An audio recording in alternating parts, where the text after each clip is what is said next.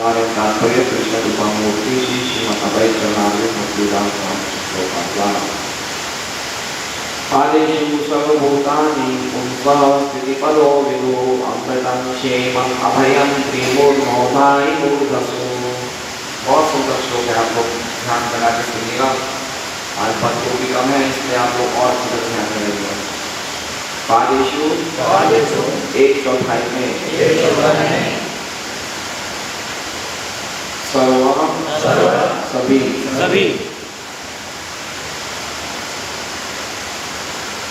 भूतानी जीव पुंसः परम पुरुष का स्थिति पद समस्त भौतिक ऐश्वर्य के आधार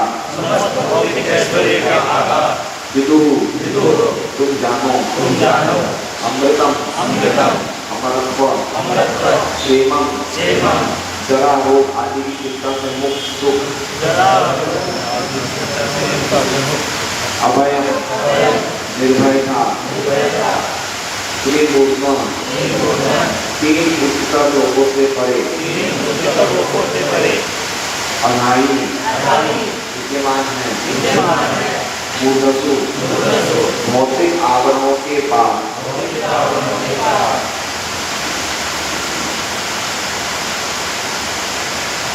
अनुवाद। पूर्ण पुरुषोत्तम भगवान अपनी एक चौथाई शक्ति द्वारा समस्त भौतिक ऐश्वर्य के परम आधार के रूप में जाने जाते हैं, जिसमें सारे जीव रह रहे हैं। श्री भगवान का धाम जो तीन उच्चतर लोगों से तथा भौतिक आवरणों से परिस्थित है, इसमें अमरता, निर्भयता तथा जरा और व्याधि से चिंता मुक्ति का अस्तित्व रहता है। ओम ज्ञानस्य ज्ञानाञ्जनशलाकया तस्मै श्री गुरुवे नमः। नाम श्रेष्ठ मनोऽपि शशिपुत्रम् अत्र स्वरूपं रूपं तस्यादं गुरुपुरी महापुरुषोज्जवाश्री राधा जीवन ओ राधा माधवा संप्राप्त दया श्री गुरु भगवती वंदे श्री गुरु श्रीकमलं श्री गुरु वैष्णवांश्च श्री रूपं सर्वजातं सहनगुणाधारं तम सात्विकं सावभूतं परिणतं कृष्ण चैतन्यं श्री राधा कृष्ण माता सहन ललिता श्री गुरु वैष्णव भगवान की स्मरण विक्रयणा शरणाया हरे कृष्णा कृष्णा कृष्णा हरे हरे हरे राम राम राम हरे हरे। सभी भक्तों का भागवत में स्वागत है और बहुत ही सुंदर श्लोक है जो समझने लायक है, सुनने लायक है, मालूम करने वाले। संदीप जी आप आगे आइए, आप नहीं आगे आइए ना, कमाल वाहन बस दूर रखो।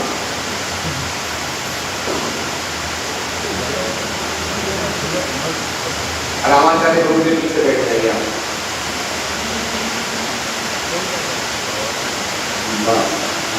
कभी कभी आप पकड़ने आते हैं बाकी। तो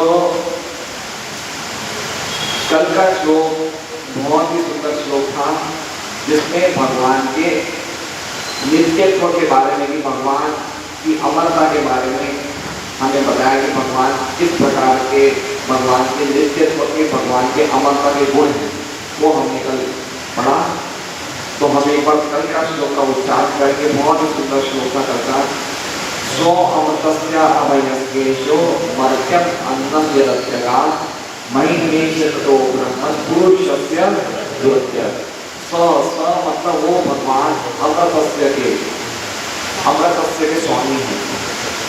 अमृतस्य के मतलब अमरता के, और अभयस्य और निर्भयता के नियंत्रक हैं। मतलब अमरता मतलब खुद अमर भी है, अमरता और आनंद का भोग भी करते हैं, और उनकी शरण में जाते हैं उनको भी अमरता और आनंद देते हैं, अमरत्व और आनंद देते हैं और निर्भयता देते हैं।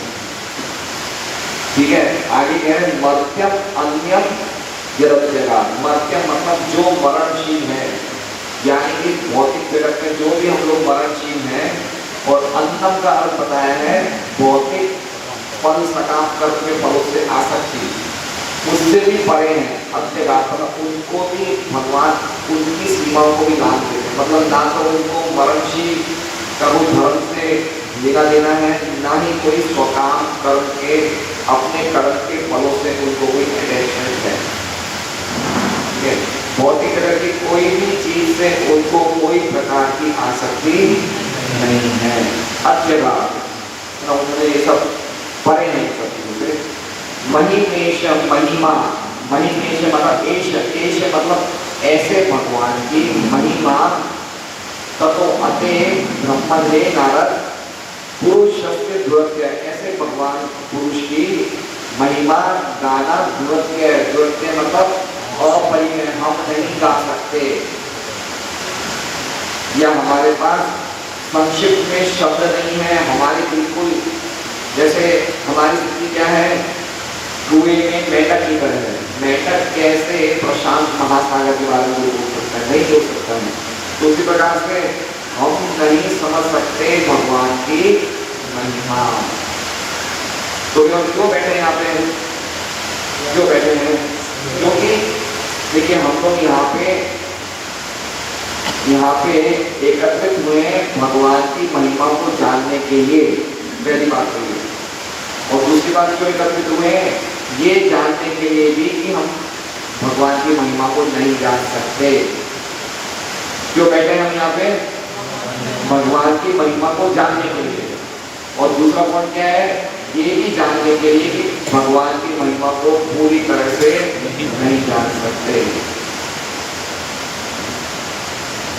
चैतन्य चैतन्य में हम वर्णन देखते हैं कि भगवान अपने सखाओं के साथ बछड़े चरते हैं। क्या करते हैं? बछड़े चराने के लिए जाते। तो एक ग्वाल बाल के साथ कितने बछड़े थे? तो उसमें गिनती आई, किसी के पास 1 लाख बछड़े थे, किसी के पास 1 करोड़ बछड़े थे, किसी के पास 1 अरब बछड़े थे, किसी के पास 10 अरब बछड़े थे। अब आप कितने बछड़ों को एक टाइम पे देख सकते हो? कोई गौशाला गए होंगे तो एक टाइम पे कितनी गायों को देखा होगा आपने? 500, 1000। बरसाना में गौशाला है जो हमने देखी थी, जो यात्रा में गए थे, तो रमेश बाबा की गौशाला थी। 50,000 गाय थी, 60,000 गाय थी। कितना देख सकते हैं? इतनी गाय कैसे देख सकते हैं? 1 अरब 10 अरब। तो भगवान की महिमा गाना अपरिमेय है, दुरत्य है। तो ये भगवान का गुण हमने कल पिछले श्लोक में देखा था। आज के श्लोक में 2 प्रकार की जगत की स्थिति का वर्णन हुआ है, 2 प्रकार के लोगों का वर्णन हुआ है। जो 2 प्रकार के जगत में रहते हैं उनका वर्णन हुआ है, और 2 प्रकार की जगत की स्थिति का वर्णन हुआ है। पहली लाइन में भौतिक जगत का वर्णन हुआ है, दूसरी लाइन में आध्यात्मिक जगत का वर्णन हुआ है। तो पहली लाइन पढ़ते हैं, पादेषु सर्वभूतानि। पादेषु मतलब भगवान की 1/4 शक्ति, 1 पाद। हमने कहा था ना 1 पाद और 3 पाद। भगवान की 1/4 शक्ति के द्वारा सर्वभूतानि, जितने भी इस 1/4 शक्ति में सभी जीव रहते हैं। हम लोग कौन सी शक्ति में रहते हैं? 1/4, 1 पाद। पाद मतलब अंश। पाद का अर्थ क्या होता है? अंश, मतलब 1 अंश। तो संपूर्ण में से 1 अंश मतलब 1/4। 1/4 शक्ति के द्वारा या 1/4 शक्ति में सर्वभूतानि, जितने भी जीव रहते हैं वो कहाँ रहते हैं? पुंस स्थिति पदो। पुंस मतलब भगवान, और स्थिति मतलब उन सब जीवों की स्थिति। स्थिति मतलब उनका मेंटेनेंस, या उनकी सुरक्षा, या उनका पालन पोषण, या उनका आश्रय कहाँ पे है? पदो। पदो मतलब क्या हुआ? भगवान के चरण कमलों में। पुंसः पदो, पुंस मतलब भगवान, और पदो मतलब चरण कमल।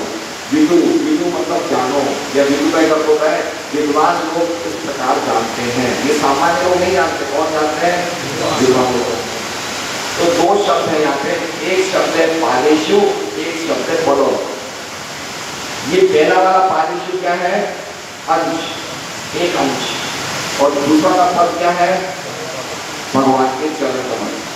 तो पहली लाइन का क्या हो गया कि भौतिक जगत जो भगवान का 1 अंश है, 1/4 शक्ति के द्वारा संचालित है, उसके जितने भी सर्वभूतानि, जितने भी जीव हैं, यानी हम जितने भी जीव हैं, उन्होंने सबने भगवान के चरण कमलों में आश्रय ले रखा है। ये अर्थ हो गया। अब दूसरी लाइन का आप समझिए, अमृतम क्षेमम अभयम। अमृतम मतलब अमरत्व, क्षेमम मतलब वो सुख जो चिंता जरा आदि दुखों से मुक्त है। क्या अर्थ है? जरा रोग आदि की चिंता से मुक्त सुख, ऐसा सुख जिसमें कोई भी जरा नहीं है, रोग नहीं है, चिंता नहीं है, उससे मुक्त, इसका मतलब है क्षेमम। और अभयम मतलब निर्भयता। तो तीन चीजें अधाई, अधाई मतलब तीन चीजें हमेशा वास करती है। अधाई का मतलब समझ रहे? अधाई, अधाई शब्द है ना, मूर्धसु के पहले शब्द है अधाई। त्रिमूर्धनो अधाई मूर्धसु। तो अधाई मतलब वास जहाँ पे रहती है, कौन रहती है? तीन चीजें, अमृतम, क्षेमम, अभयम। ये तीन चीजें कहाँ रहती है? त्रिमूर्धनो मूर्धसु। कहाँ रहती है? त्रिमूर्धनो, त्रिमूर्धनो मतलब तीनों के सिर पे। तो तीन मूर्ध कौन से है? तो अर्थ बता है तीन उच्चतर लोगों से परे, तीन उच्चतर लोगों से परे। तो उच्चतर लोग कौन हुए? ये हो गए जललोक, तपोलोक और सत्यलोक। ये तीन ऊंचे लोग माने जाते हैं। इनसे परे फिर आगे कह रहे मूर्धसु और भौतिक आवरणों से भी परे। भौतिक आवरण कितने हैं? भौतिक आवरण कितने हैं? पृथ्वी की मात्रा कितने हैं? 7 भौतिक आवरण। तो क्या बताया है कि स्वर्ग की तो बात ही नहीं हो रही है, भूवर्लोक और स्वर्गलोक, इन तीन की बात नहीं हो रही है। तीन उच्चतर लोक की बात हो रही है। स्वर्गलोक से ऊपर कौन सा लोक है? महलोक। महलोक की भी बात नहीं हो रही है। इनके ऊपर कौन से लोक हैं? जनलोक, तपोलोक और सत्यलोक। त्रिमूर्धनो मतलब सिर। इन तीनों लोगों के सिर पे मतलब इनसे भी परे। और मूर्धसु मतलब ऐसा नहीं कि सत्यलोक के ऊपर, सत्यलोक के ऊपर 7 आवरण है, 7 आवरण के भी परे। मूर्धसु मतलब 7 आवरणों के भी परे तीन चीजें हमेशा रहती है। कौन सी तीन चीजें? अमरत्वम, क्षेमम, अभयम। ठीक है, ये दूसरी लाइन इसका वर्णन करते हैं, जो आध्यात्मिक जगत है उसका वर्णन है, और पहली लाइन भौतिक जगत का वर्णन है। जब दूसरी लाइन में भगवान के धाम में श्री वैकुंठ होते हैं, इसके अनुवाद में क्या करता है भगवान कहते हैं श्री भगवान का धाम, जो तीन उच्चतर लोगों से, तीन उच्चतर लोगों का मतलब हो गया त्रिमूर्त तथा भौतिक आवरण से परे। भौतिक आवरण का अर्थ हो गया मूर्धसु। वहां पे क्या रहते हैं? हमेशा अमरता, निर्भयता तथा जरा और व्याधि से चिंता मुक्ति का अस्तित्व रहता है। अस्तित्व कहाँ लिखा है? यहाँ पे अस्तित्व कहाँ लिखा है? मैंने बताया ना, अस्तित्व कहाँ लिखा है? यहाँ पे अधाई। अधाई मतलब तीन चीजों का वास है। कहाँ पे? तीन ऊंचे लोगों से परे और 7 आवरणों से परे। वो क्या हो गया? वहां पे क्या है? श्री वैकुंठ धाम, श्री भगवान का धाम। तो वहां पे क्या चीजें हैं? अमरत्व, क्षेमम, अभयम। क्षेमम का क्या है? वो सुख जिसमें कोई जरा का दुख नहीं है, कोई चिंता का दुख नहीं है, कोई परेशानी का दुख नहीं है, कोई प्रकार का दुख नहीं है, ऐसा क्षेमम, ऐसा सुख। मतलब कहने का मतलब है कि जो हमारा यहाँ पे सुख है वो मिश्रित सुख है। कैसा सुख है? मिश्रित सुख है। लेकिन वहाँ पे क्या सुख है? वहाँ पे प्योर सुख है, प्योर सुख, जहाँ पे कोई जरा, कोई प्रॉब्लम का कोई प्रकार का मिश्रण नहीं है, इसका कुछ प्रकार नहीं। तो समझते हैं आप लोग? एक बार हम लोग वापस अनुवाद पढ़ते हैं, अनुवाद पढ़ेंगे तो वापस एक बार समझेंगे। मैं चाहता हूँ कि पर्टिकुलरली भागवत में हमारे गंभीर मत आए, सभी भक्त आ सकते हैं, लेकिन एटलीस्ट कम से कम आने के पश्चात गंभीरता से समझे।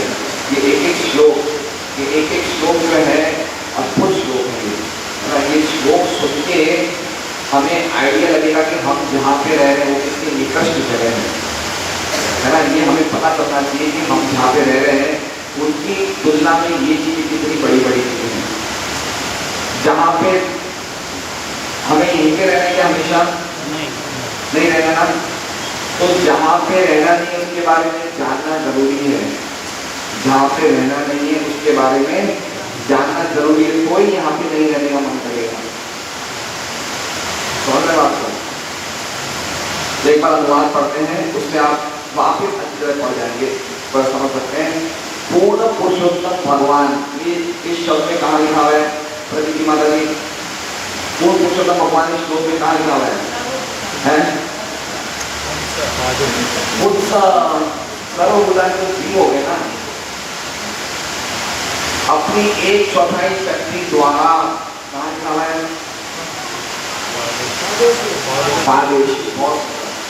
समस्त भौतिक ऐश्वर्य के परम आधार के रूप में जाने जाते हैं। कहाँ लिखा हुआ है?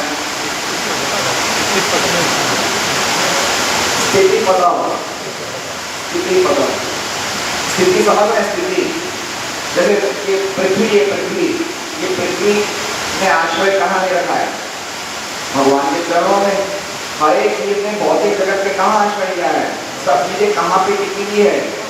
भगवान के चरणों में टिकी है ना। गीता जी में भगवान कहते हैं गामा विश्व भूतानी धारयन् मैं हर एक चीज को अपनी शक्ति से ग्रहण किया हुआ हूँ। तो हर एक चीज कहाँ पे टिकी हुई है? भगवान के चरणों में टिकी हुई है।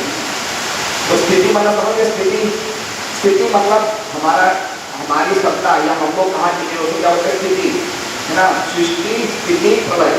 स्थिति का मतलब क्या होता है? मेंटेनेंस। तुम्हारी स्थिति कैसी है? हम बोलते आपकी स्थिति कैसी है? स्थिति का मतलब क्या हुआ? मेंटेनेंस। पता का मतलब हमारा मेंटेनेंस कहाँ पे है? भगवान के चरणों में। समझ रहे? जिसमें सारे जीव रहे हैं, कहाँ लिखा हुआ है? कहाँ पे? सर्वभूतानि। बहुत ऐसे समझ लीजिए। मुझे लगेगा कि मैं समझा रहा हूँ तो मेरा थोड़ा समझाना सफल हो गया, इतना भी समझ में आया।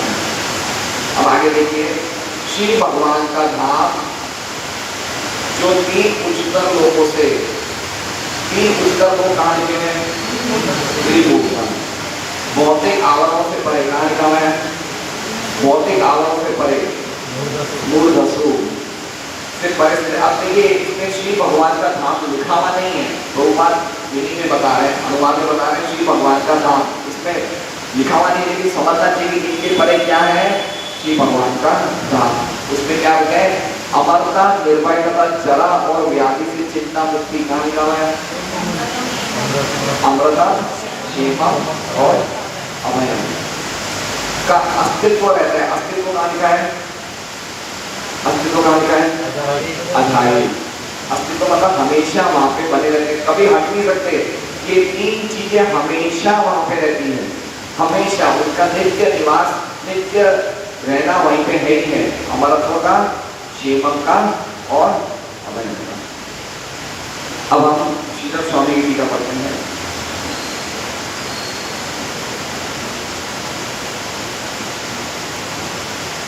श्रीधर स्वामी कह रहे हैं, देखिए इस अध्याय का नाम क्या है? पुरुष सूक्त की पुष्टि। तो मैं हर एक क्लास में बोलता हूँ कि पुरुष सूक्त की पुष्टि का अर्थ क्या है। तो कोई भी एक बार हाथ करके बताए कि क्या अर्थ है। सूर्य जी आप बताएंगे। भगवान की प्रार्थनाओं का महिमा गान करना। भगवान की प्रार्थनाओं का महिमा गान करना, ठीक है, वो सही है। भगवान के अंगों का, भगवान के ऋग्वेद की ऋचाओं, एक सेकंड बोलो, क्या नाम है? सॉरी बोलो। वेदों की स्तुतियां, वेदों की स्तुतियां। हाँ, पुरुष सूक्त की पुष्टि, वेदों की स्तुतियां हैं पुरुष सूक्त की। उसको थोड़ा सा इसके साथ मैच करिए। ऋग्वेद में पाया जाता। बोलिए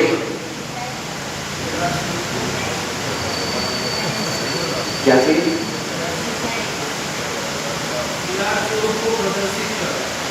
वो बात सही है आपके। प्रश्न तो जवाब का बोले से करा तो भगवान की प्रार्थना है जो ऋग्वेद में 18 मंत्रों में, हाँ, इसको यहाँ कंफर्म कर रहे हैं। कंफर्म कर रहे हैं, बहुत सुंदर। ये बिल्कुल परफेक्ट आंसर है।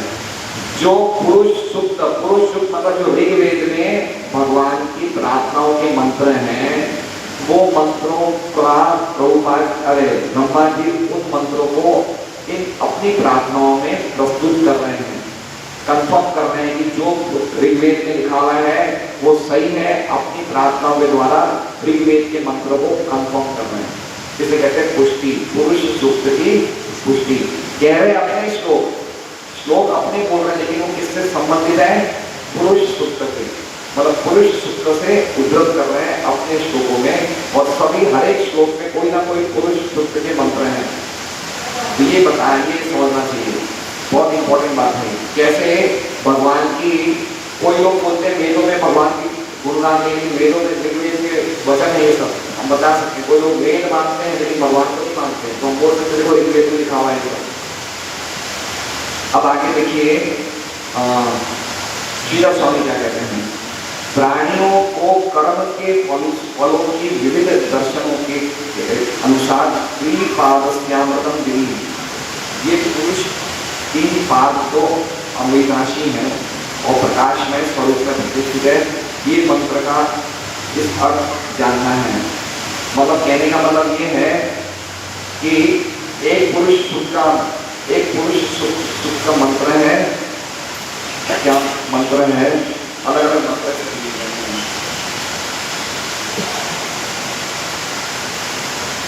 पादो अस्य विश्वभूतानि त्रिपादस्यामृतम गिरि। एक संहिता 10.90 फिर ऋग्वेद का ये श्लोक है, इस पे श्लोक ब्रह्मा जी बोल रहे हैं कि प्राणियों के कर्म के फल के अनुसार उनको अलग अलग योग मिलते हैं। इसका मतलब क्या हो गया? जो भगवान के शुद्ध भक्त वो कहाँ जाएंगे? भगवान के धाम। जो लोगों से भोग नहीं छूट रहे हैं, जो भोगों को छोड़ नहीं पा रहे हैं, भोगों का त्याग नहीं कर पा रहे, वो कहाँ जाएंगे? वो नहीं रहेंगे। जो लोग बड़े बड़े व्रतों का पालन करते हैं, ब्रह्मचारी व्रत, नैष्ठिक ब्रह्मचारी, वानप्रस्थी सन्यासी, वो कहाँ जाएंगे? वो त्रिपाद में जाएंगे। इसमें त्रिपाद का बताया तीन ऊंचे लोग, जिसका वर्णन हमने श्लोक में सुना। तीन ऊंचे लोग कौन से लोग? जनलोक, तपोलोक, सत्यलोक। यहाँ पे कौन रहते हैं? लोगों में बड़े बड़े महान ऋषि मुनि रहते हैं, जो हमेशा भगवान का भजन करते हैं, जो सभी प्रकार से भोगों को त्याग कर चुके हैं, है ना। तो इन लोगों में भी धीरे धीरे ये तीन लोगों में भी ये चीजें शुरू हो जाती है। कौन सी तीन चीजें शुरू हो जाती है? अमरत्वम, अभयम, शिवम। ठीक है, इनके नीचे तीन चीजें नहीं है। ये तीन लोगों के नीचे स्वर्ग लोगों में भी ये तीन चीजें नहीं है। कहने का तात्पर्य कहाँ है? क्या है कि जहां पे भोग भोगेंगे वहां पे तीन चीजें नहीं होगी। भोग मतलब दुख, भोग मतलब क्या? दुख। जितना ज्यादा भोग भोगेंगे जितना ज्यादा दुखी होंगे। तो जो त्रिपाद है, त्रिपाद का क्या हो गया? सत्यलोक, जनलोक, तपोलोक, सत्यलोक। यहाँ पे कोई भी व्यक्ति भोग नहीं भोगता। ये इतनी ऊंची स्थिति में पहुंच गए, ब्रह्मचारी व्रत, है ना। प्रभुपाद जी पहले लिखते हैं कि कोई व्यक्ति अगर इस जीवन में पूरे जीवन ब्रह्मचारी बना रहे तो सीधा कहाँ चला जाएगा? सत्यलोक, है ना। सीधा खाली ब्रह्मचारी का व्रत करना इतना पावरफुल है। तो कहने का तात्पर्य ये है, कहाँ से आएंगे? कहने का तात्पर्य ये है कि जहां पे भोग भोगा जाएगा वहां पे क्या होगा? निरंतर माता जी दुख होगी। ये एक सिंपल बात है। भगवान कहते हैं यही संपर्क जब होगा दुख ही होने से। इसका भोग का डेफिनेशन क्या है? डेफिनेशन को क्या होता है? परिभाषा। भोग की परिभाषा क्या है? इंद्रिय प्लस इंद्रिय विषय इज इक्वल टू भोग, इज इक्वल टू दुख। इंद्रिय प्लस इंद्रिय विषय इज इक्वल टू दुख। तो यहाँ पे ऊंचे लोगों में कहीं भी भोग नहीं है, तो वहां पे असली अमृत है। तो ये ये बताना चाहते हैं कर्मों के अलग अलग फलों के अनुसार जैसा व्यक्ति चाहता है उसके अनुसार उसको अलग अलग लोग मिलते हैं। हम अगर भोगों से रहित हो जाएंगे, हम भी ऊंचे लोगों में चले जाएंगे, हम जा सकते हैं ऊंचे लोगों में। और अगर हम शुद्ध भक्त बन गए तो हम सीधा भगवान के धाम चले जाएंगे। जो शुद्ध भक्त नहीं बन पाए, जो बड़े बड़े ऋषि मुनि हैं लेकिन भोग सब छोड़ दिए, जैसे भृगु मुनि हैं, इनसे बड़े बड़े ऋषि मुनि हैं, वो लोग इन लोगों में वास करते हैं। ठीक है, ये लोग वापस नहीं आते, ये लोग वापस नहीं आते, धीरे धीरे भगवान के नाम चले जाते हैं। ऊंचे लोगों में जितने भी लोग रहते हैं इनका वापिस आना एक तरह से कंप्लीटली तो सिक्योर नहीं है, लेकिन फिर भी बहुत कम चांस है, क्योंकि ये सब भगवान के भजन में लगे हैं, सीधे ऊपर जाते रहते हैं ऐसे, जब लोग से तपोलोक से सत्यलोक से भगवान के धाम ऐसे है। महालोक से ऊपर के लोग, महालोक की बात में नहीं आता है, महालोक नहीं आता है। आगे कह रहे हैं ये भगवान के 3 चरण तो अमृतम नित्य सुख है। 3 चरण मतलब कृपा क्या है? नित्य सुख है, और इनके प्रकाशमान पूर्व लोगों में प्रतिष्ठित है, पूर्व लोगों में प्रतिष्ठित है, अर्थात त्रिलोक में नहीं। समझ में? त्रिलोक अलग हो गया। त्रिलोक क्या हो गया? भूर भुवर स्वर्ग। यहाँ पे 3 चीजें नहीं है। कौन सी 3 चीजें?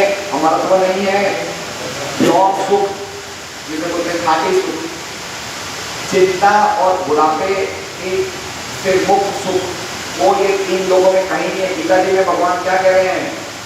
क्या है ये? दुखा है, ये तीनों जगह दुख से भरी हुई है त्रिलोकी। यहाँ दुख के अलावा कुछ है ही नहीं।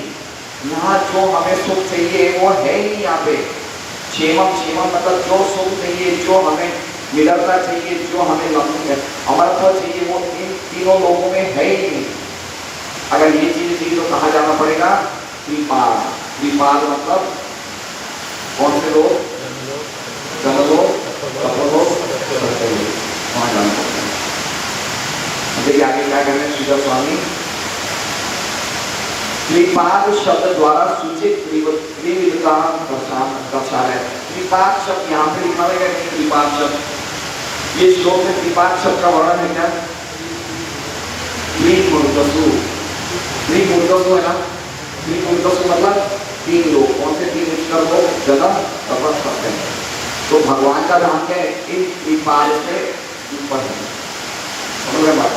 तो कह रहे हैं कि 3 लोगों का भू वगैरह 3 लोग ऊपर के भाग मतलब महल लोग, उसके ऊपर त्रिपाद, उनके ऊपर के भाग मतलब महल लोग के ऊपर के लोग यानी कि जनलोक, तपलोक, सत्यलोक, उनमें अनुक्रम रूप से अमृत, क्षेम, अभय, अधाई रहते हैं।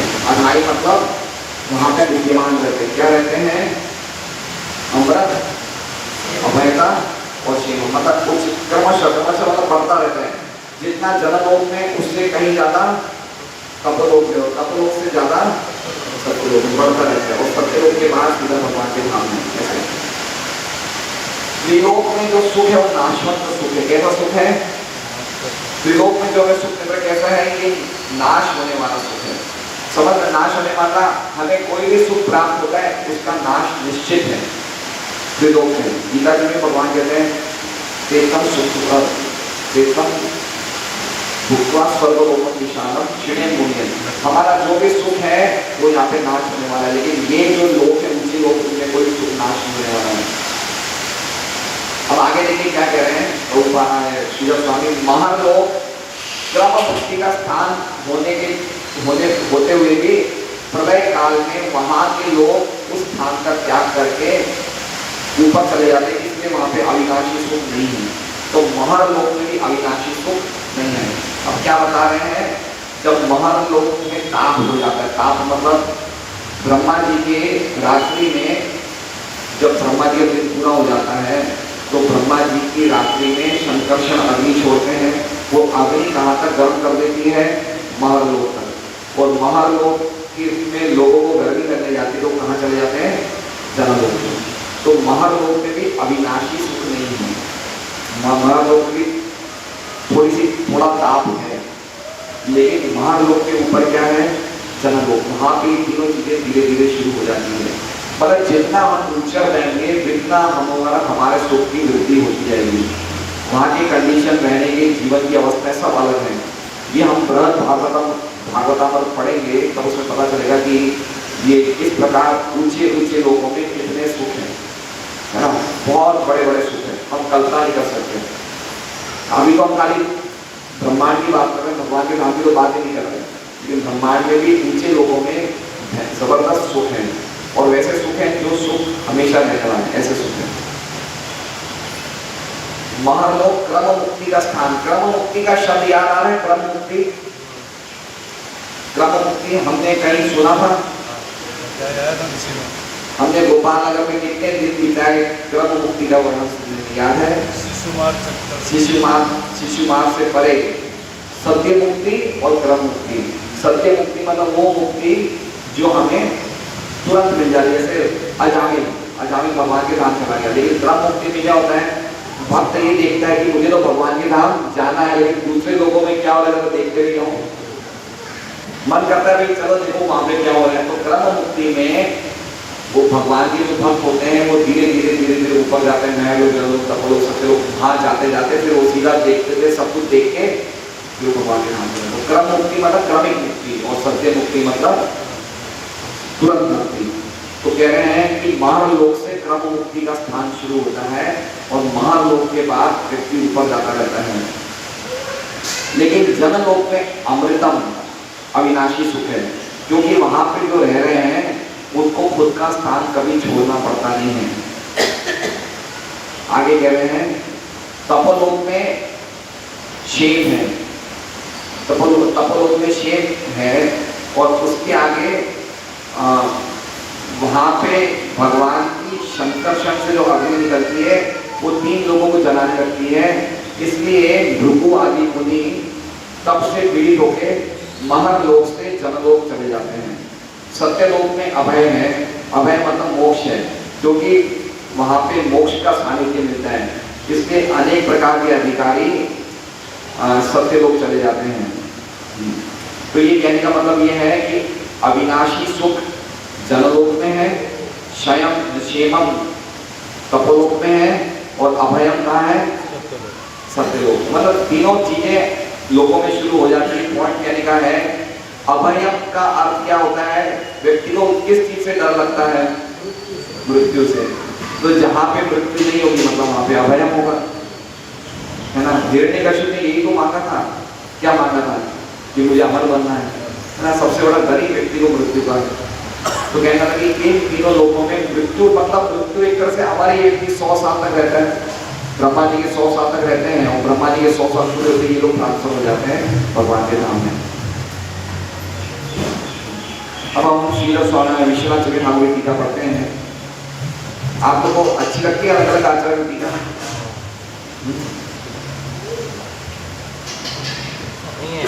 विश्वनाथ चक्र ठाकुर टीका में देखते हैं कि ये 2 श्लोक में भौतिक और आध्यात्मिक विभूतियों का वर्णन हुआ है और जो विद्वान हैं वो जानते हैं कि जितने भी जीव हैं या तो बद्ध अवस्था में या मुक्त अवस्था में या फिर वो आध्यात्मिक जगत में रहते हैं या भौतिक जगत में, भगवान के चरणों पे स्थित है। अब इन्होंने एक अर्थ लिया, क्या लिया इन्होंने? पादेशु का। पादेशु का क्या लिया इन्होंने? इसमें दोनों लोग ले लिए। पादेशु में दोनों लोग कौन से? आध्यात्मिक और भौतिक। और आध्यात्मिक और भौतिक जगत में जितने भी सर्वभूतानी हैं वो सब कहाँ पे आश्रय लेते हैं? भगवान के चरणों। कितना सुंदर अर्थ है, देखिए कितने बड़े बड़े अर्थ मिलते हैं। विश्वनाथ श्रीधर स्वामी ने पादेशु का अर्थ लिया एक पाद मतलब भौतिक जगत, और विश्वनाथ ठाकुर ने पादेशु का अर्थ लिया दोनों पाद मतलब भौतिक जगत भी और आध्यात्मिक, मतलब जो कुछ भी सब कुछ है सबने कहाँ शरण लिए?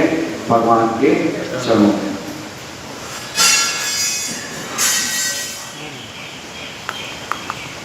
आध्यात्मिक आकाश में मतलब मूर्धसु।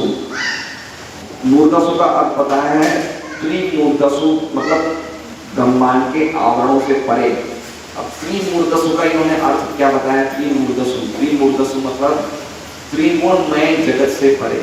त्रि मतलब क्या हो गया? प्रकृति के 3 गुण।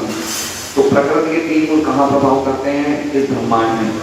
इस ब्रह्मांड के आवरणों से परे त्रिमूर्धन मतलब प्रकृति के 3 गुणों से परे कहाँ है? क्या चीज है? अमरत्वम, अमरत्वम, क्षेमम और अभयम। ये अर्थ दिया है।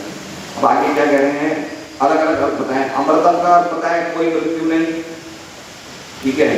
क्षेमम का अर्थ बताया है कोई बीमारी नहीं, और अभयम का अर्थ बताया है कि कोई भी प्रकार का डर नहीं। जो डर किससे पैदा होता है? भगवान का या भगवान के भक्तों का अपराध करने से। क्या करने से? इसका मतलब क्या हुआ? व्यक्ति ऊपर से नीचे कब आता है? जब वो अपराध करता है। ये बहुत इंपॉर्टेंट पॉइंट है। हम लोग यहाँ पे क्यों हैं? इस जगत में क्यों हैं हम लोग? हमने सबने अपराध किए। क्या किए? अपराध किए हैं। तो व्यक्ति जब इतनी ऊंची स्थिति पे चल जाता है तो वहां पे उसको अपराध का डर नहीं लगता, वो अपराध से नीचे नहीं गिरता है। बाकी हम लोग सब जब तक इस ब्रह्मांड में हैं हमें अपराध से डरना चाहिए। तो इसमें निर्भयता का क्या बता रहे हैं कि वो जगह जहाँ पे अपराध से कोई व्यक्ति नीचे गिरता है वहां पे अपराध होते ही नहीं है, क्योंकि असली डर क्या है? नीचे गिरने का। और नीचे व्यक्ति क्यों गिरता है? अपराध करने से। प्रभुपाद एक जगह टीका में बताते हैं चैतन्य चरितामृत के कि व्यक्ति के जितने भी जीवन में दुख है उसका एकमात्र कारण क्या है? वैष्णव के प्रति अपराध। किसके प्रति अपराध? वैष्णव के प्रति अपराध। भगवान अपने अपराध सहन कर लेते हैं लेकिन वैष्णव के प्रति अपराध नहीं सहन कर लेते। इतनी गहरी बात बताई है कि व्यक्ति का जो डर है वो अपराध का डर किससे, भय किस कारण है? अपराध से। और अपराध वहां पे नहीं होते, मतलब भय वहां पे नहीं होता, उस जगह पे भगवान का धाम है। Absence of fear from time is already covered in the word अमृतम। अमृतम का अर्थ मतलब काल का भय वहां पे नहीं रहता। अमृतम का अर्थ पता है? काल का भय जहाँ पे नहीं है उसे अमृतम बताया है। और ये वहां पे हमेशा रहता है, हमेशा विद्यमान है। विद्यमान का अर्थ है अधाई। क्या बताया है? अधाई। जो तीन गुणों वाले स्थान है। अब देखिए बिल्कुल उल्टा ले रहे हैं। पहले तो अमृतम का अर्थ बताते हैं जो भगवान के धाम में रहते हैं। अब तीन गुण वाले स्थान। तीन गुण वाले स्थान मतलब कौन से स्थान? हमारे स्थान, भौतिक जगत। उसमें क्या रहता है? मृत्यु, बीमारी और अपराध के कारण डर हमेशा बना रहता है। क्या चीजें तीन बनी रहती है? मृत्यु मतलब हमारा तो खत्म हो गया, बीमारी मतलब क्षेम खत्म हो गया, और अपराध के कारण डर हमेशा यहाँ पे रहता ही है। यहाँ पे होगा ही होगा यहाँ पे। इसलिए भक्त लोगों का जो जीवन होना चाहिए ना, भक्त लोग अगर रहे यहाँ पे कोई दिक्कत नहीं, लेकिन इनका जीवन का, इनका जीने का प्लेटफॉर्म क्या होना चाहिए? जीने का प्लेटफॉर्म मतलब किस प्लेटफॉर्म पे भक्तों को काम करना चाहिए? अभयम, क्षेमम और अमृतम। और भक्त लोगों का जीवन ही इन प्लेटफॉर्म पे काम करता है। इसलिए भक्त रहते रहते भी नित्य मुक्त हैं। समझ रहे हैं? हमारा तो क्यों है भक्त लोग? क्योंकि अमरता के कार्य कर रहे हैं। हम लोग हरे कृष्णा कृष्णा कृष्णा हरे हरे, हरे राम राम। हमें भगवान के धाम में जाके क्या करना है? केशव जी माता जी भगवान का गुणगान करना है। तो अमरत्व का कार्य हुआ नहीं हुआ। क्षेमम मतलब वहाँ पे कोई बुढ़ापा नहीं, कोई बीमारी का कोई चिंता का कोई दुखी नहीं है, तो हम क्षेमम का कार्य कर रहे हैं। और अभयम, अभय मतलब चूंकि भक्त लोग अपराध नहीं करते तो उनको कोई प्रकार का डर नहीं है ना। तो भक्तों का जीवन कौन से तीन प्रिंसिपलों पे आधारित होना चाहिए? अभयम, अमरत्वम और क्षेमम। यही भक्तों का जीवन है, यही भक्तों का जीवन है ना। मृत्यु तो कोई बड़ी बात नहीं है। मृत्यु का मतलब हमने क्या सुना था वहां पे गोपाल नगर में? जैसे कोई व्यक्ति इस दरवाजे से बाहर जा रहा है तो दूसरी जगह जा रहा है, तो मृत्यु मतलब शरीर छोड़ के भगवान के धाम जाना। शरीर छोड़ के भगवान के धाम जाना। भक्तों के लिए शरीर छोड़ने का मतलब ये है, जो भक्त नहीं है उनके लिए शरीर छोड़ना मतलब बहुत डरावना चीज है। जैसे प्रभुपाद उदाहरण देते हैं कि बिल्ली चूहे को ले जाए तो चूहे के लिए क्या है? मृत्यु है। और बिल्ली अपने छोटे बच्चे को ले जाए तो बड़ी आनंद से जाती है ना। बच्चा जानता है कि मैं किसके मुंह में हूँ? मेरी माँ के मुंह में हूँ। लेकिन चूहा जानता है मैं किसके मुंह में हूँ? मैं साक्षात मृत्यु के मुंह में, है ना। तो कितना सुंदर अर्थ बता रहा है कि भौतिक जगत में क्या चीजें मिलेगी? मृत्यु मिलेगी, बीमारी मिलेगी और हमेशा डर बना रहेगा, है ना। अभी कल हमारे वृंदावन प्रभु में उनको चक्कर आया, बताइए, हॉस्पिटल में एडमिट करना पड़ा। अब उनके हॉस्पिटल में एडमिट करने से पूरा घर बार चिंता हुआ नहीं हुआ? तो दुख है नहीं है, बताइए। उनकी भक्ति में गड़बड़ी हो गई होगी, साधना ढंग से नहीं हुई होगी, फिर पारिवारिक लोगों को चिंता, है ना, टेंशन, डर क्या हो जाएगा, क्या हो जाएगा, क्या हो जाएगा, बड़ी समझ कुछ निकला नहीं उनको, लेकिन डर तो आना मन में, है ना। एक छोटे से चक्कर वक्कर आ गए, लेकिन देख रहे हैं हम लोग कितना डर है और चिंता भी है और परेशानी भी है, और सामने वाला भी लुटेरा है, 12,000 10-12,000 ले रही है, समझ रहे हैं? तो एक छोटी सी बीमारी आने से पूरा घर का टेंशन, माहौल, चिंता, परेशान कितना हो जाता है। तो ये जगत का स्वभाव है, ये भौतिक जगत का स्वभाव है। जब तक हम नहीं समझेंगे कि हम दुखी हैं, हम दुखी हैं, हम दुखी हैं, तब तक हम अपने आप को समझ नहीं पाएंगे। जैसे मान लीजिए हम स्कूल में थे, कॉलेज में थे, तो जो चीज मुश्किल थी ना लर्न करने में, याद करने में, जो चीज मुश्किल थी उसको कैसे याद करते थे? सपना कैसे याद करते थे? बार बार याद है ना, बार बार लिख लिख के ये चीज मैं भूल नहीं जाऊं, ये चीज मैं भूल नहीं जाऊं। इसलिए प्रभुपाद क्या बोलते हैं, ये जगत क्या है, दुखालय। कब बोलते हैं? बार बार बोलते हैं कि हम ये चीज भूल नहीं जाए। है सिंपल, लेकिन हम भूल जाते हैं, है ना। हम शरीर नहीं, हम आत्मा है, ये इंद्र तृप्ति सभी दुखों का कारण है, ये जगत दुखालय है। ये बार बार प्रभुपाद बोलते हैं। क्यों? तो ये चीजें याद रखना मुश्किल है, इसलिए बार बार समझना चाहिए। यहाँ पे बीमारी है, यहाँ पे मृत्यु है, यहाँ पे भय हमेशा बना रहता है। पर्टिकुलरली हम भक्तों को अपराध नहीं करने चाहिए। अपराध अलग अलग प्रकार के होते हैं, सेवा अपराध होता है, नाम अपराध होता है, जीव अपराध होता है, वैष्णव अपराध होता है। सभी प्रकार के अपराधों से बचना चाहिए। नाम अपराध होता है हमें। अच्छा, आगे कह रहे हैं विदु का अर्थ बता रहे हैं। किसका अर्थ बता रहे हैं? विदु का।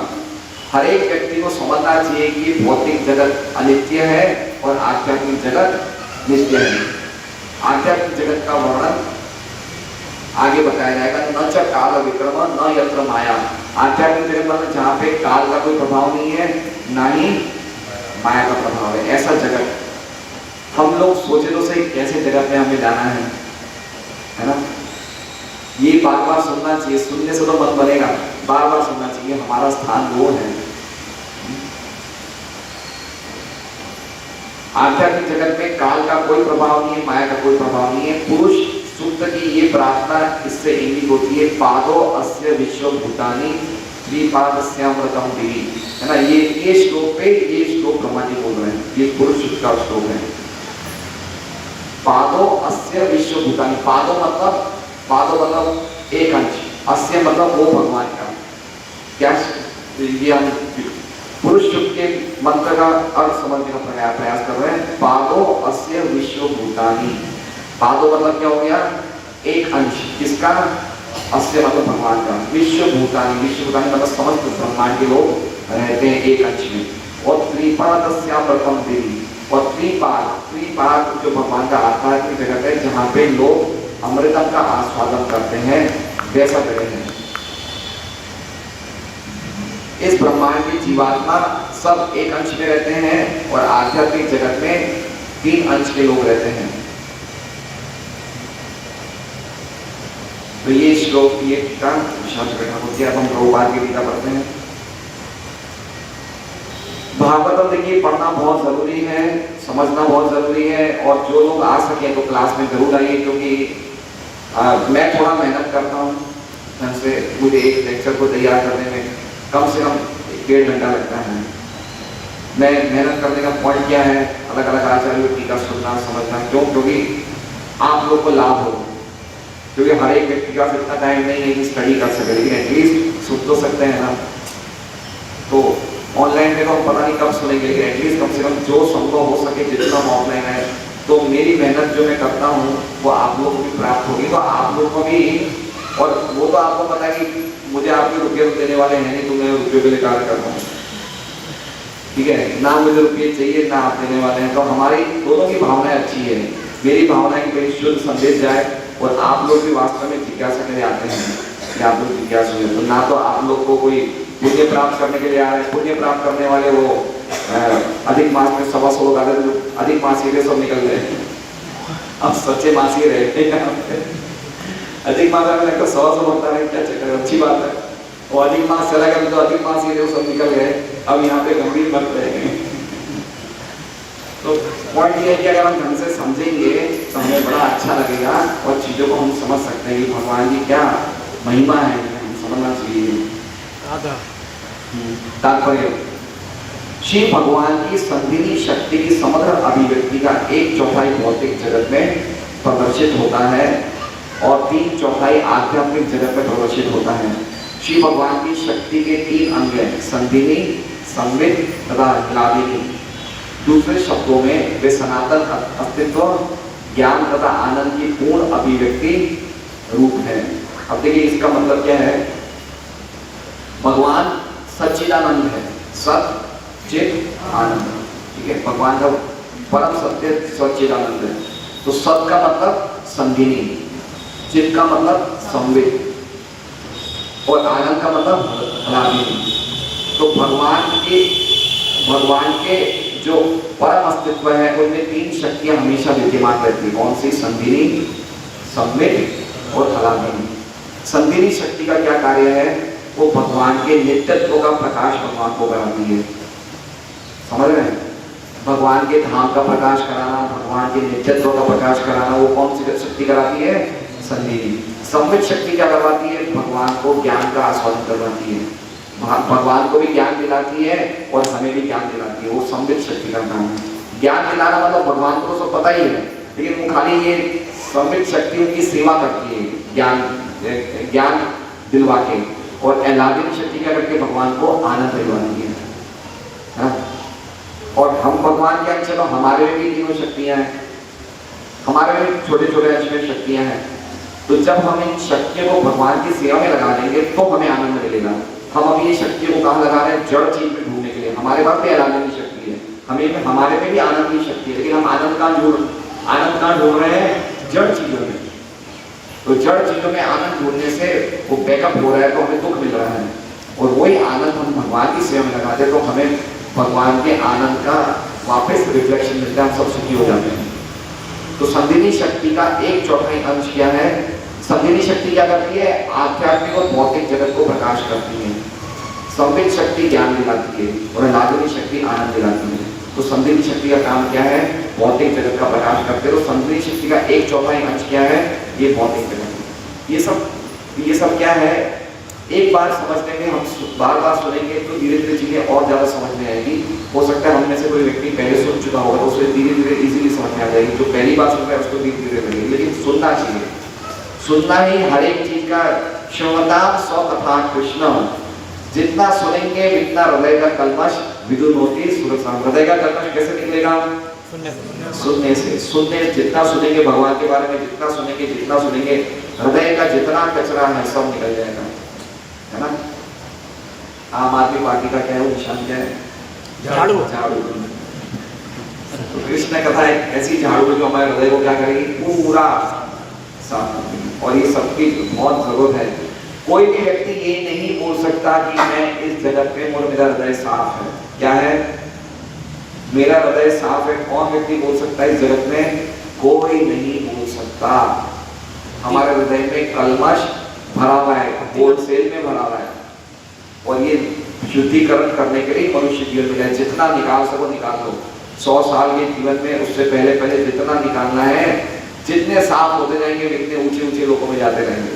और वास्तव में अगर हमारी पहले से इच्छा है भगवत प्रेम प्राप्त करने की और शुद्ध भक्ति करेंगे तो ये लोगों में नहीं जाके कहाँ जाएंगे? सीधा त्रिभुवनदसु भगवान के धाम चले जाएंगे।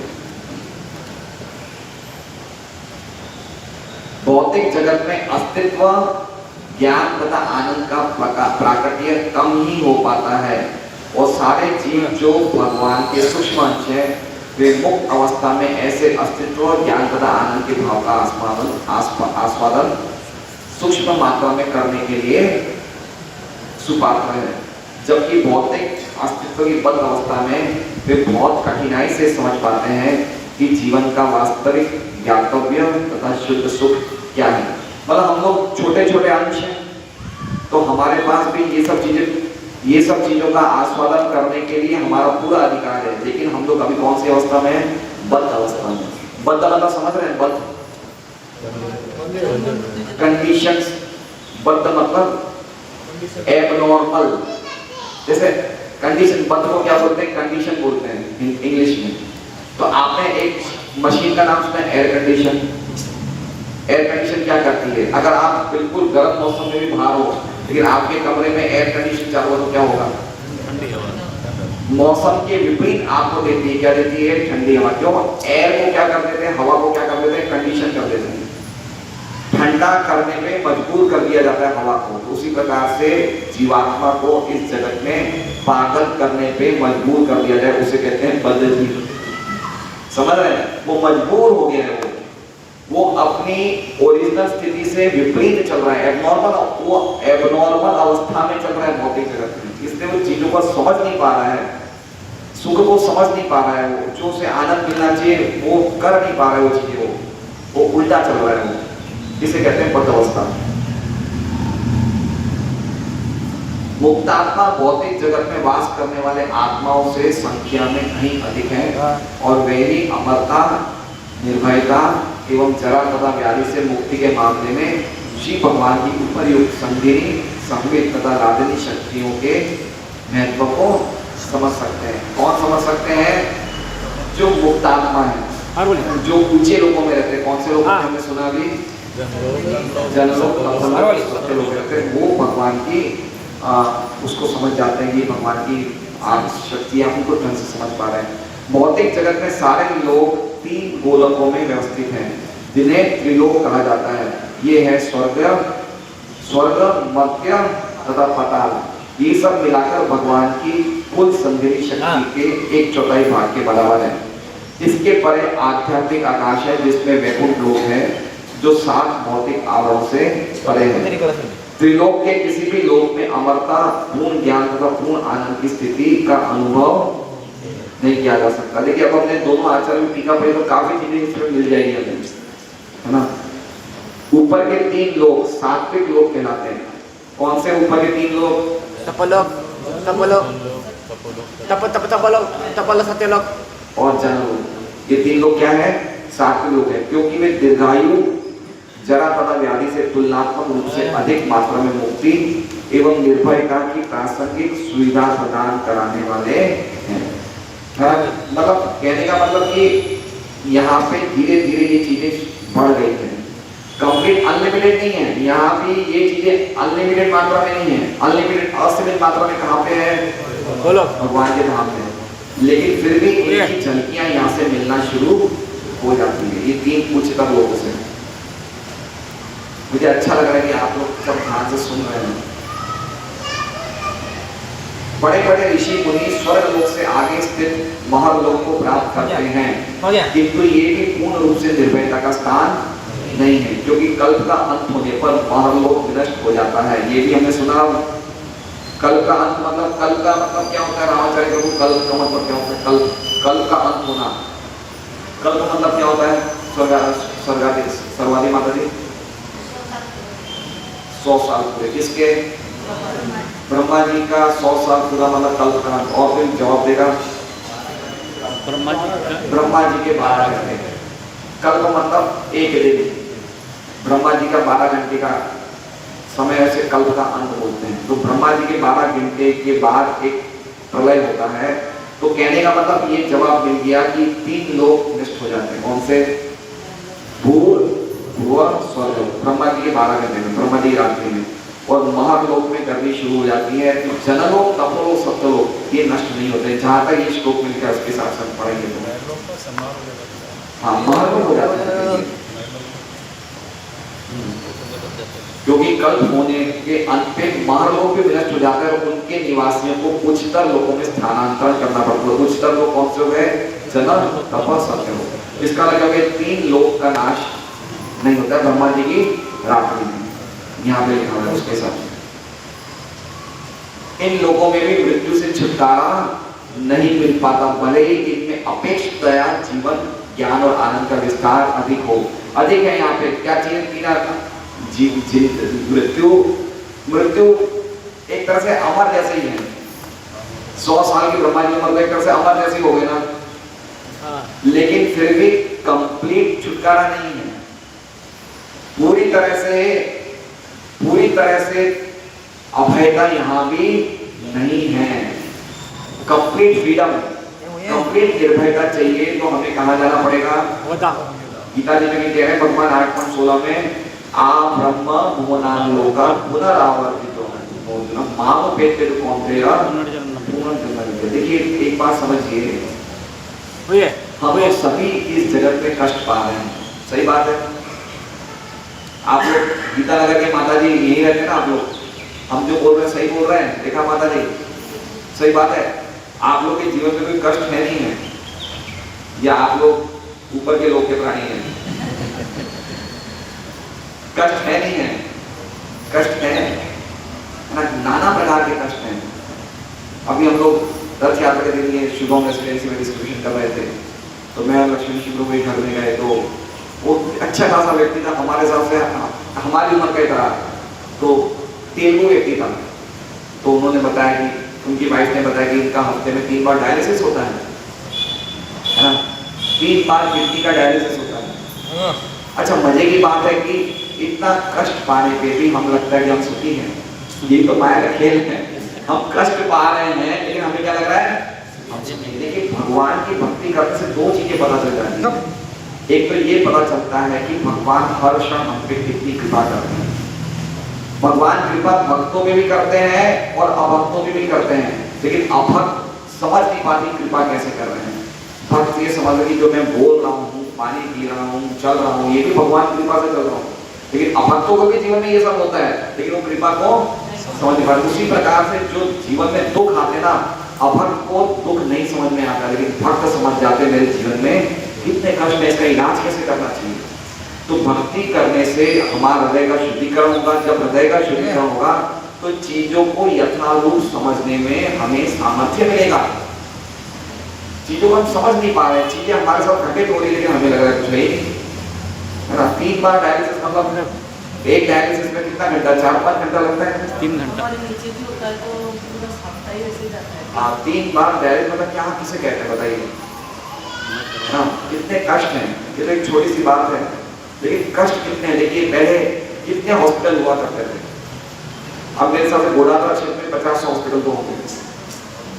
पहले हम लोग जब सूरत आए थे तब हॉस्पिटल ही 50 से ज्यादा नहीं थे पूरे सूरत में। एक सबसे बड़ा महावीर हॉस्पिटल हुआ करता था संग्रामपुरा वाला, एक महावीर का नाम था, एक वो आवश्यकता आश्रम था, एक सूरत जनरल अस्पताल था छोटापुर में। ये 3-4 अस्पताल बड़े बड़े थे। बाकी हमने सुना ही कितने अस्पताल हो रहे, बताइए, नए नए अस्पताल खुल रहे हैं, और अस्पताल नहीं कितने तो उसमें AC लग रहे हैं, क्या क्या सुविधाएं मिल रही है। और गलती से चले गए तो ऐसी काट बनाई होती है कि कहीं के नहीं रहते, पूरी शिपिंग विपिंग कर देते, सब कुछ कर देंगे। अच्छा, हम मेडिक्लेम वाले ऐसे अनाप शनाप प्रीमियम लेते हैं, उसमें तो आपका साल का पूरे परिवार का मेडिक्लेम तो 25-30 हज़ार, तो 5 लाख 10 लाख के करीब। तो एक तरह से वो काटना, एक तरह से काटना चालू है यहाँ पे, समझ रहे हैं। तो ऐसे जगत में हम रह रहे हैं, तो हमें समझ में नहीं आ रहा है कि हम कितने परेशान हैं। हर व्यक्ति के जीवन में मन से परेशानी मिल रही है, शरीर से परेशानी मिल रही है, लोगों से दुख मिल रहा है, लोगों से कष्ट मिल रहा है। तो कुछ तो इलाज करना चाहिए, नहीं करना चाहिए, कहीं तो जाना चाहिए ना। व्यक्ति अगर मनुष्य जीवन प्राप्त करने के बाद भी सोचेगा नहीं, संदीप की बात सही कह रहा हूँ, हम रास्ता तो निकाला कि अच्छा मान लीजिए संदीप जी के जीवन में बड़ा सुख होगा, लेकिन गारंटी के अगर जीवन में सुख नहीं होगा, दुख होगा, गड़बड़ हो सकती है ना ये जीवन में। अगर जीवन कुछ भी बन सकते हैं हमें क्या पता हम क्या बनेंगे, बताइए। पूरा हमारा काम, हम पूरे डाउट पे ही चल रहे हैं, हमारा जीवन ही डाउट पे चल रहा है, डाउटफुल जीवन जी रहे हैं हम लोग। तो ऐसा जीवन जीने से क्या फायदा? कम से कम कुछ प्रयास तो करना चाहिए। कुछ भगवान गीता जी में क्या कहते हैं, थोड़ा प्रयास करने पे भी बहुत बड़ा फल मिलता है, थोड़ा प्रयास करने पे। तो अगर हम छोटा सा प्रयास करें, भगवान के नामों का जप करें, हरे कृष्णा कृष्णा कृष्णा हरे हरे, हरे राम राम राम। भगवान को भोग लगा के प्रसाद में कुछ गीता भागवत पढ़े, तो इसमें हमें क्या दिक्कत है बताइए? इसमें कौन सी चीज में पैसा लग रहा है? गीता नगर की माताएं, पैसा लग रहा है भगवान के नाम देने में? नहीं। ग्रंथ पढ़ने में पैसा लग रहा है? नहीं लग रहा है। भगवान को भोग लगाइए, इतना तो कर सकते हैं हम, भगवान बड़े प्रसन्न हो जाते हैं। तो हमें भगवान अपने धाम बुला लेंगे। ये कष्टमय जगत की स्थिति तो देखिए, कितनी स्थिति खराब है यहाँ पे। अब वो देखिए मुकेश जी 15 दिन से उनका घर डूबा, तब से आना बंद कर दिया। जीवन में कितना एक टेंशन आ जाता है ना, वो तब से कहाँ रेगुलर आते थे पहले। आज बात तो करिए आप उनसे। तो पॉइंट कहने का है कि कष्टमय जगत है ये, इस जगत के स्वरूप को पहचानिए। यहाँ जगत में कष्ट है, ये 3 चीजें है ही नहीं यहाँ पे। अमरत्व, क्षेमम, अभयम है ही नहीं यहाँ पे। हम वहां ढूंढ रहे हैं, यहाँ पे जो चीज जहाँ है वहां ढूंढने के कैसे, है ना। कल तो माता जी की चप्पल खो गई, किनकी? रसल माता जी की चप्पल खो गई, वो बिना चप्पल जा रहे थे, चप्पल यहाँ ढूंढ रहे थे, तो लक्ष्मी जी ने कहा आपकी चप्पल है ही नहीं तो कहाँ से मिलेगी, आप वहाँ जाओ, वहाँ है चप्पल तो वहाँ से मिल जाएगी, जो चीज क्या है नहीं उसे वहाँ ढूंढ रहे कहाँ से मिलेगी। तो यहाँ पे सुख है नहीं, लिखा हुआ है यहाँ पे ये 3 लोगों में से 3 चीजें और हम नहीं चीजों यहाँ ढूंढ रहे हैं, 3 चीजें यहाँ पे नहीं है, यहाँ पे बीमारी है, मृत्यु है, भय है, डर है, अपराध है, ये चीजें हैं और हम क्या ढूंढ रहे हैं, वही है। कहाँ से मिलेगा बताइए, हमने वो चीज रखी नहीं, यहाँ पे मिल जाएगा, कहाँ से मिलेगा, ये भगवान ने हिंट दिया है, अनित्यम असुखम लोकम इमं प्राप्य भजस्व माम, ये अनित्य असुखम लोक है, ये मुझे प्राप्त करने के लिए भजन करो, क्या करना है, भजस्व माम, ये एक वो है, क्या कहते हैं, एक हिंट दिया है भगवान ने, भाग करना।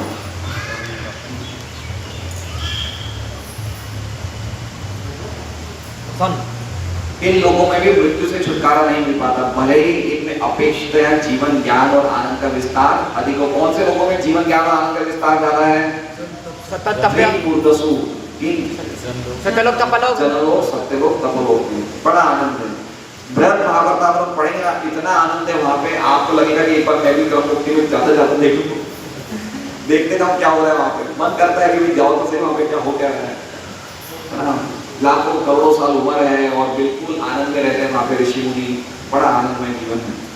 परीक्षित महाराज मरे थे ना, मरने वाले थे, तो ये सब आए थे वहां से, परीक्षित महाराज के 7 दिन की कथा सुनने के लिए ये सब बड़े बड़े ऋषि इन लोगों से आए थे, ऐसे लोगों में रहते हैं ऋषिगण। किंतु वास्तविक अमरता, निर्भयता तथा जरा और व्याधि से मुक्ति तो केवल भौतिक आकाश के भौतिक आवरणों के परे ही संभव है। ऐसी वस्तुएं सिर में स्थित है, सिर में स्थित मतलब अधाई मूर्धसु, अधाई मतलब स्थित है और मूर्धसु मतलब आवरणों के परे, आवरणों के सिर पे, जो भौतिक आवरणों से जो ब्रह्मांड है उसके सिर पे, मतलब इस ब्रह्मांड के बाहर ऐसे स्थित है, ये समझना चाहिए। अधाई मूर्धसु मतलब मूर्धा मतलब समझे सिर, और अधाई मतलब रहते हैं, तो 7 आवरणों के सिर पे, 7 आवरणों के परे ये जीवन मतलब नित्यता, अभयता, ये सब वहाँ पे मतलब भगवान के धाम में, वो भगवान का धाम है, वहाँ पे निवास करती 3 चीजें। हरे कृष्ण। श्रीमद् भागवतम की जय। मैं प्रयास करता हूँ पौने 9 तक हो जाए, लेकिन 9 बज जाते हैं क्योंकि सब चीजें समझाने में समय चला जाता है। हरे कृष्ण।